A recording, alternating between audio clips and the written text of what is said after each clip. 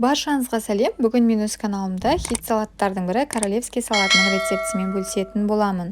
Ол үшін бізге тауық төс еті, чечил ірімшігі, қызанақ, қияр, жұмыртқа, жүгері және де майонез қажет болады. Ең алдымен тауық төс етін алып, жақсылап турап аламыз, яғни копченый тауық төс еті.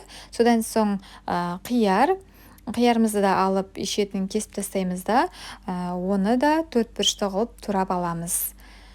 Келесі бізде қызанақ, яғни қызанақты да осылай 4 бұрышты қылып турап аламыз.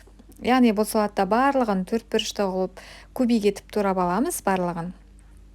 Келесі бізде жұмыртқа, яғни оны да осылай 4 бұрышты қылып турап аламыз, оны да ыдысымызға саламыз. Келесі бізде чечил ірімшігі, яғни чечил ірімшігін салаттың ішіне де сыртына да саламыз. Сол себепті ішіне салатын чечил ірімшігін оны осылай турап аламыз, 4 бұрышты қылып турап аламыз да, салат ішіне саламыз. Келесі жүгеріміздің суын төкіп тастаймыз да, жүгерімізді саламыз. Содан кейін майонезімізді қоямыз қажетінше. Содан кейін салатымызды араластырамыз. Салатымыз дайын. Енді чечил ірімшігімен бетін әсемдеу ғана қалды.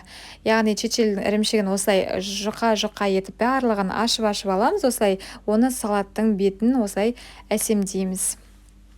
Сонымен біздің салатымыз дайын. Көргендеріңізге рахмет.